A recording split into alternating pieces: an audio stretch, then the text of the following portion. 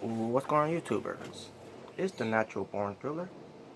Welcome everyone to WWE RAW Review, the show from April 8th, 2019. They're at they're at Brooklyn, New York at the Progress Center. Michael Cole, Corey Graves, and Renee Young are your commentators. This will be my second attempt to do this video. The first attempt I did, I don't know what happened with the video.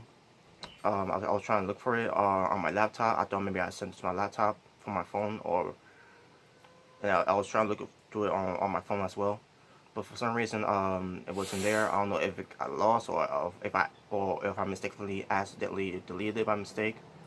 But here I am doing my second attempt here. Basically, this is the Raw after MANIA 2019, the fallout of WrestleMania 35, and just wanted to go through what happened on this episode of Raw, and it's going to be a review, but more likely of a discussion too of it. Because I already ran, because for the first video I did, I ran through it, what's going on the show, what it pertains to promos, matches, segments, and whatever.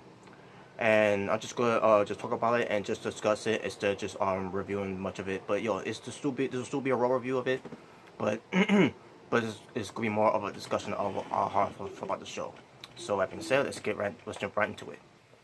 So the new WWE Universal Champion Seth Rollins comes out to cut a promo, and it sounds so monotone. Some of it he just stepped it up, but I didn't really care about his promo that much because I knew what was going to come for his promos, like I've been talking about all this time. And then the New Day came out to interrupt the celebration. They didn't want to wait until SmackDown for the celebration, so they decided to come on Raw, basically the Raw at the Mania, to capitalize on for the celebration.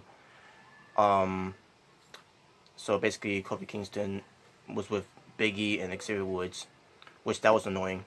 Big E and Xavier Woods being there, and then Kofi Kingston lay out a challenge to Seth Rollins and his winner take all for Raw, for the Universal title and for the WWE title. Seth Rollins agreed to it, and that ends up being the main event, which we'll get to when we get to it.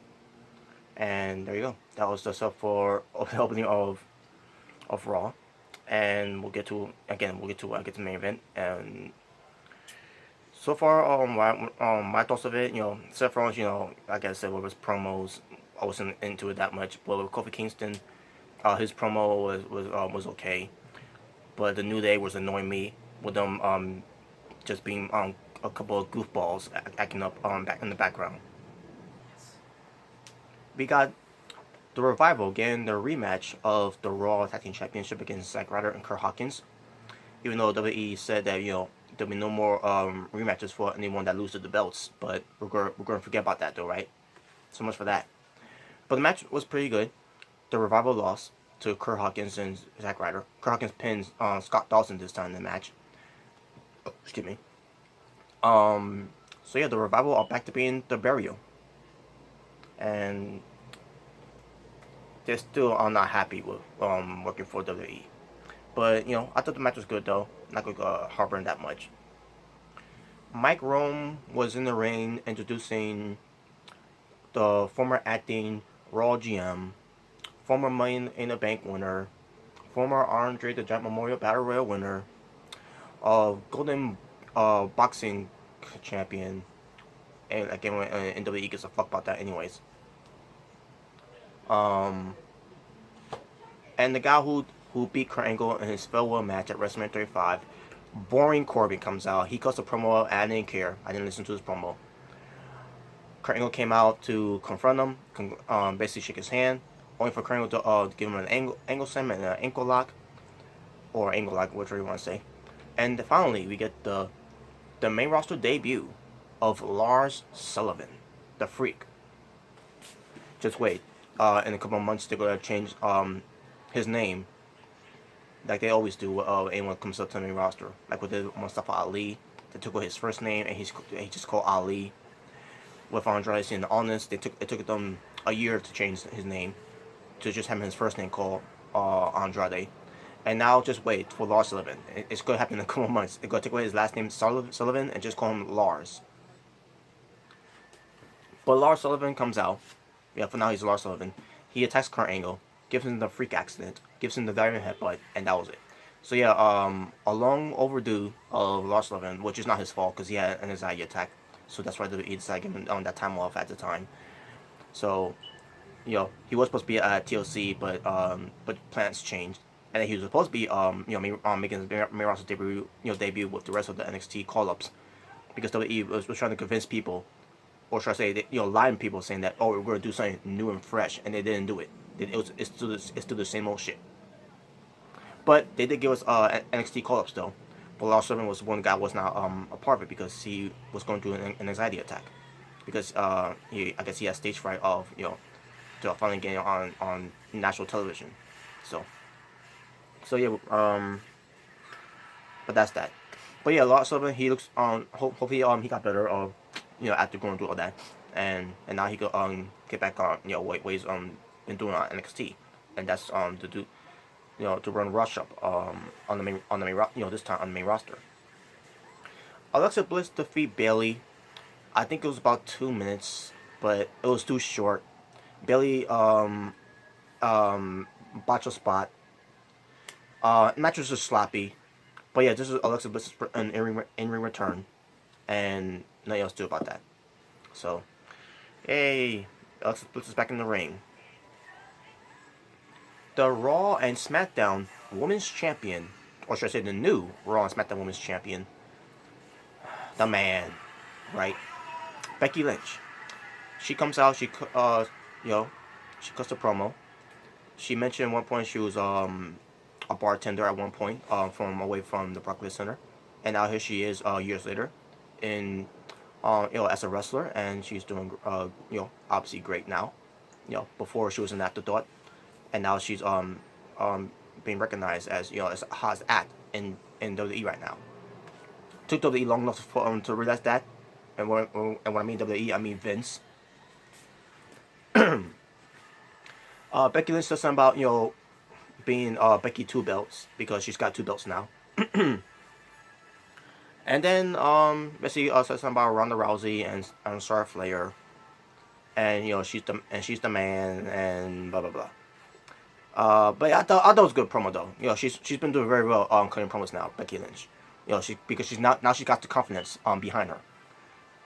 And then she gets ready to leave, and then all of a sudden Lacey Evans does her gimmick walk, her troll walk, her model walk, her cat walk and all that, walk away and everything.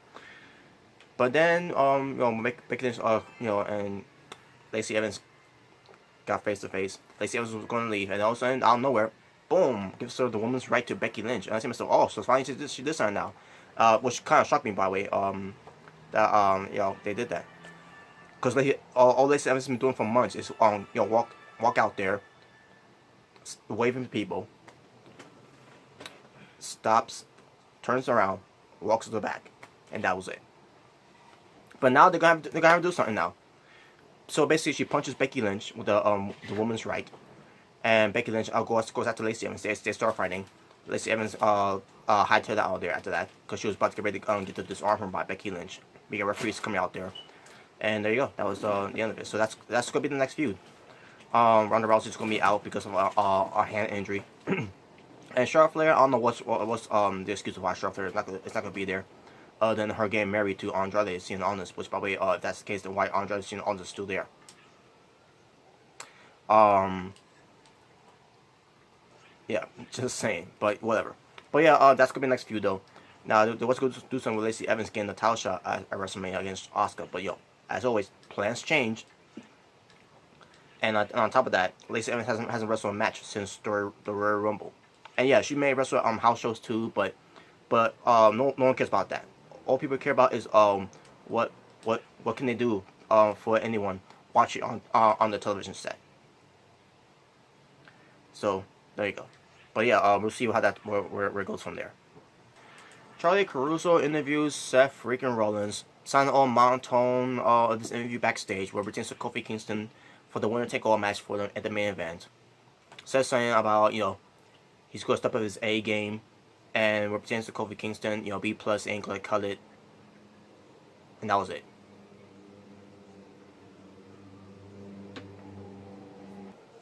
Ricochet and Aleister Black versus Chad Gable and Bobby Roode in the tag team match, which was a good tag team match, but except for one problem.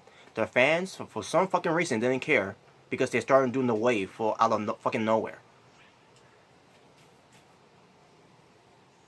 But besides that, before the match, Aleister Black had a little technical difficulty of his entrance. You know, the whole thing when he's on the crate and then you know, with the sound effect and everything, with him rising up, it didn't go up. So what he did, he has to jump up basically. It was funny though, but yeah, it was basically a botch of his entrance there. But that, like I said, the tag match was good, but the fans didn't care for some freaking reason. Ricochet and Aleister Black won. Then Bobby Roode attacks Ricochet from behind. And obviously, by Bobby Roode attacking Ricochet, you kind of know who took the pinfall here. Chad Gable, because WWE doesn't think of Chad Gable that much. But yeah, but this is going to lead to Bobby Roode and Chad Gable. Well, actually, this is actually a heel turn right for them so far. But the way they did was so lame. So, there you go. Elias talks about fuckboy Buckethead, the shit factor of professional wrestling, you know, the doctor of Fraudonomics, John Cena, about interrupting him at WrestleMania 35 again. Because remember last year, John Cena interrupted him because Elias was doing his great performance on the grand stage on the mall. And then Elias does it again this year for John Cena to interrupt him again. But this time it's different because this time John Cena is the doctor of Fraudonomics, you know, going back to his old character from 2003. And on top of that, with the whole thing with the way they set up on stage, that he is the Babe Ruth of wrestling. No, he's not.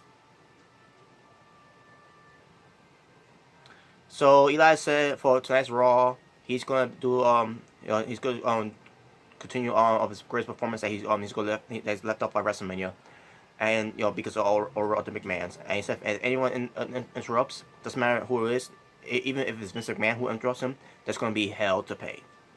And that means someone's going to interrupt him, and we'll get that later. So WWE advertised the final match of Dean Ambrose on Monday Night Raw. And he goes up against Bobby Lashley, who's being accompanied by Lio Rush.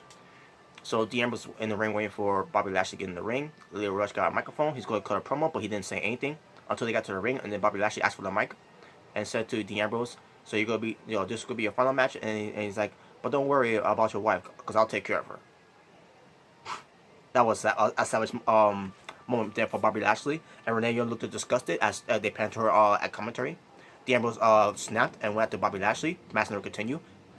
So the stage, they got on the stage and they got near the broadcast table. Basically, Bobby Lashley got the barrel of Ambrose and took out Ambrose to the broadcast table, and that was it. So no match happened. And then Renee Young was attending to Dean Ambrose. And then Renee Young was with Dean Ambrose backstage for a while until she came back later on. We'll get to that later.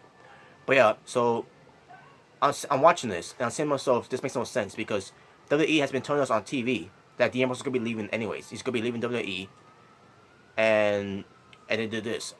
It's not what's it gonna lead to. I don't know when Dean Ambrose is gonna be officially I don't know when he's officially gonna be leaving, but whenever he's gonna leave, I'm like, what's this gonna mean anyways? It's not gonna mean anything when Dean Ambrose leaves because he's not gonna get any comeuppance to Bobby Lashley. So I don't understand on the booking of this, folks. I also have to mention one thing. When Ambrose came out, you know, to get ready to have his match, you know, basically obviously went to commercial break.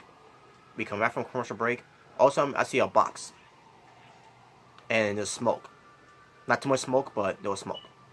And it was playing some creepy music. And then out of the box was a puppet. And I don't know what it was supposed to be. I don't know if it was supposed to be a buzzer or a bird with no feathers on them, or some kind of weird dinosaur puppet thing, whatever it was. But it starts laughing and then it starts coughing because of the smoke. And I was saying to myself, what the fuck is this? I was saying to myself, is this going to be a debut of someone? But then I heard reports saying that, oh, it's going to be the return of Bray Wyatt. So this is where we're at with Bray Wyatt right now. If he comes back, if it is Bray Wyatt, this is where we're at with Bray Wyatt right now. Not only he has been on TV since the summer of 2018, But he's been gone for that long, and there's a reason why too. Not just because WWE got nothing for him, but because he impregnated JoJo, which is why JoJo we don't see JoJo on Raw on that much, doing her ring announcing. But um, but this is where we're at with Bray Wyatt. He's gonna have a puppet. Whatever. WWE just ruined the return of Sami Zayn by having him just walking backstage, getting ready to go to the ring. Whatever happened to the surprise element of, we're gonna shock the fans for a return or a debut, and then they wasted it by having Sami Zayn walking backstage. So Sami Zayn comes out. He talks about, well, actually, before I get to that, to Sami Zayn, they show Mojo Rawley looking at the mirror, which was broken, and then they show Mojo Rawley's face in the mirror, which is again broken, and a paint, well, a face paint basically of his face shatter, which was blue, but it was on one side of his eye though, and they did nothing after that. The whole thing with Mojo Rawley's talking to himself in the mirror, about 4 times so far, and then this is the 5th time, I'm assuming. And now they're doing something different with it, and they still haven't done anything with Mojo Rawley showing up on TV. All the same. He's down himself. By talking himself in the mirror. What you gonna do? You need to do something about this and everything, and he hasn't done anything yet. So back to Sami Zayn. Sami Zayn comes out. He wants to challenge someone from backstage. So out comes the new Intercontinental Champion, Finn Balor. And he's not the demon Finn Balor. He's just the extraordinary man who could do extraordinary things. So he comes out, and then they announced that it could be for the Intercontinental Championship. So the match itself was pretty good. Not Baron Corbin. I meant to say Finn Balor ends up winning the match against Sami Zayn because there was no way that Finn Balor was going to lose the belt. And that was it. And then we get to Sami Zayn coming to promo after the match. And he said to the fans, "Oh, you fans miss me?" Well, and then he says, "And to be honest with you, I don't miss any of this. He doesn't miss this. He doesn't miss the fans.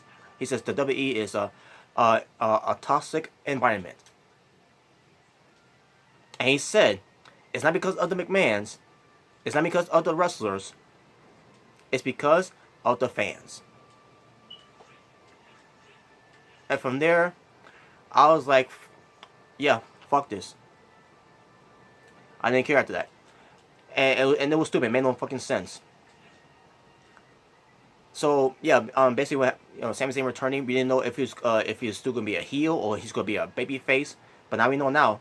But the way they did it is cheap heat. It's the type of heat that we don't even give a fuck about. So of course, he kept talking about,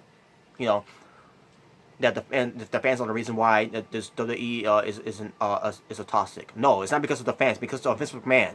The McMahon family, for all the bullshit they've been doing for years. So yeah, the fans didn't, for some fans didn't care. They were chanting what at Sami Zayn. Basically, Sami Zayn got the what treatment, and while other fans that was not even from the city, or part in a different state that came here, or maybe some of them probably didn't care about that either. They gave him the what chant, and then there's some fans from the countries that that just loved it. That they were cheering for it and everything. Those are the type of fans that enjoyed this. But the fans like us in the States, especially in the city of Brooklyn, New York, in front of the crowds in the Barclays Center, they didn't care. They were giving him what treatments. And if I was in that crowd too, if I was in that crowd, I would have been chanting what along with them, because as I'm watching this on TV, not TV, laptop, but as I'm watching this, I'm seeing myself didn't care. And if you see my live reaction, you know how I feel about that. So yeah, so Sami Zayn's a heel, and no one's gonna care about it. Dana Brooke interrupts Sarah. I'm trying to remember how you say her last name. Basically, Sarah, who's on NXT, who's done some in-ring announcement at one point, when Kayla Braxton is sometimes not there, and then she'll also do some backstage interviews sometimes, for NXT, and then she ends up being on the main roster at one point, a few times, and now she's on, and now she's there full time, by the way, folks, because this time, there's no more Dasha Flinders, because Dasha Flinders has been released by the WWE, which is by the way, good. Dasha Flinders can be can wrestle elsewhere, because I want to see how she can wrestle in the ring. Dasha Flinders wrestled a few times on NXT, but I've never seen it. Instead, they have her given a role of being a backstage interviewer and blah blah blah, and and just by looking at her, she looked like she's not happy of her position, but she acts like she's happy with her fake, with her fake, Dasha bot, smile like this. But yeah, she's gone now, and which is good. She can wrestle elsewhere. Hopefully, she goes either to AEW or Impact Wrestling, Ring of Honor. Doesn't matter. Hope she goes there, so that they can allow her to wrestle. That way, I can see how good she could be in the ring. And she deserves better than WWE anyway. So you could tell by the way that she always smiles and everything. You could tell that that is a fake smile. Yeah, so that Dasha bot is no longer there. Anyways, but yeah, so Sarah was interrupted by Dana Brooke. Sarah was talking about something about the women's main event for WrestleMania. So Dana Brooke interrupts. She says, congratulations to Becky Lynch," and no one cared. No one cared about Dana Brooke, unfortunately. But basically says something about she's tired of waiting in the back of the line. She wants to be in front of the line to get a shot and blah blah blah and yakety smackety.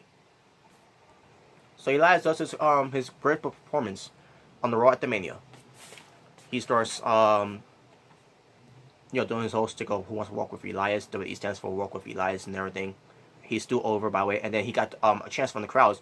Oh, walk with Elias. So Elias just getting ready to start doing his performance. He and also basically does his own rap version to the Doctor of Fraudonomics, John Cena, which I thought was good. And then Elias said, "Anyone who interrupts him is a dead man." And as he said that, I'm seeing myself, wait a minute, dead man. And the crowds were thinking to themselves too, wait a minute, he said dead man. So sure enough, the dead man, The Undertaker, returns. So we couldn't get him at WrestleMania, but we got him on Raw. So we had to deal with John Cena being fake as fuck on WrestleMania.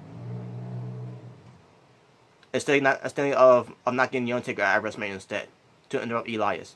I would have preferred Undertaker interrupting Elias at WrestleMania than on Raw after Mania. But instead we had to endure John Cena interrupting him at WrestleMania again. Same old shit with John Cena again.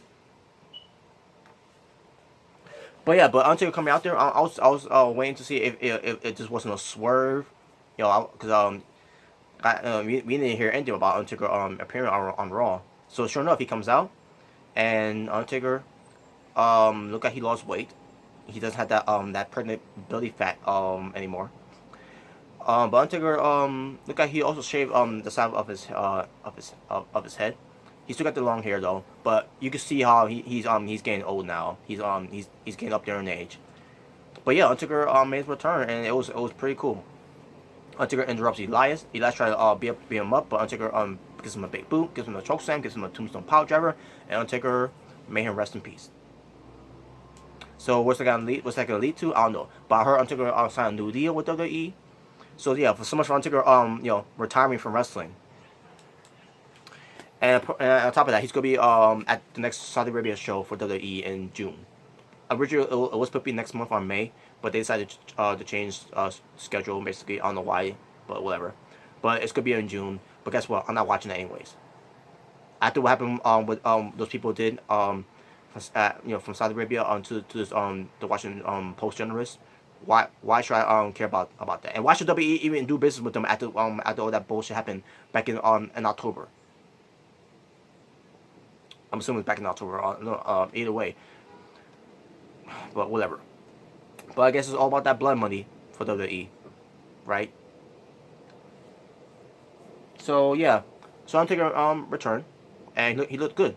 He lost the weight, but you can see he's up there in age now. So, and finally, the main event, winner take all.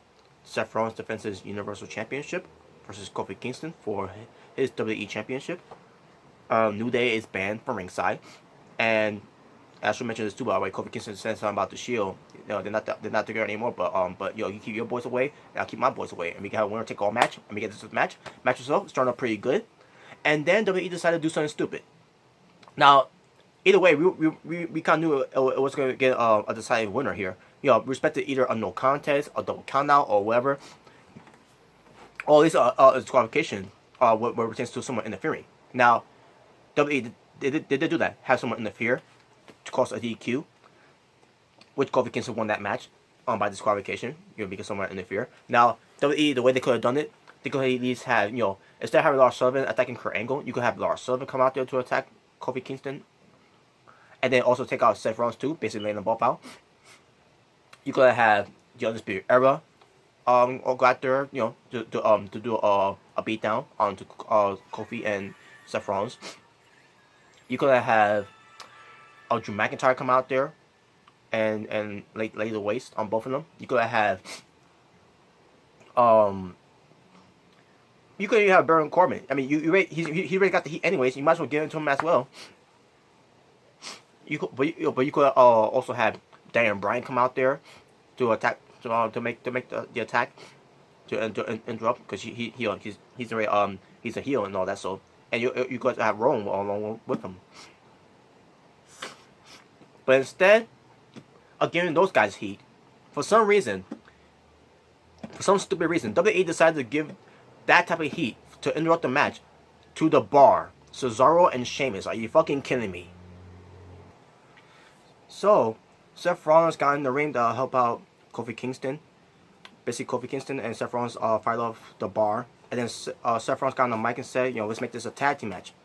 Surprised that Teddy Long didn't come out there to make the tag team match, Playa, holla, holla, holla.